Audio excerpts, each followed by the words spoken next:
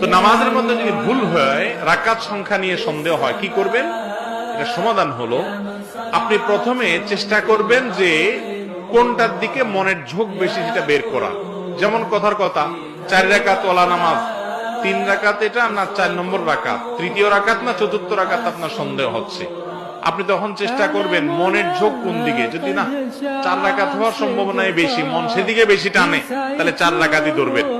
আর যদি মন বেশি টানে 3 রাকাতের দিকে, তাহলে 3 রাকাতেই পড়বেন এবং শেষে সিজদা সৌদিয়া নেবেন।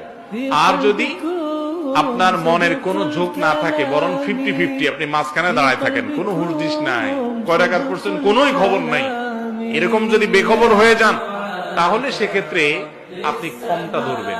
3 আর 4 হলে 3 ধরবেন, 2 রাকাত না 1 রাকাতের সন্দেহ হলে 1 ধরবেন, অর্থাৎ সবসময় কমটা ধরবেন। ধরে আরেক রাকাত বাড়ায় নামাজ শেষ করে এরপরে শেষে সিজদা সৌদিয়া নেবেন। তাতে কি হয়ে যাবে? নামাজ হয়ে যাবে ইনশাআল্লাহ।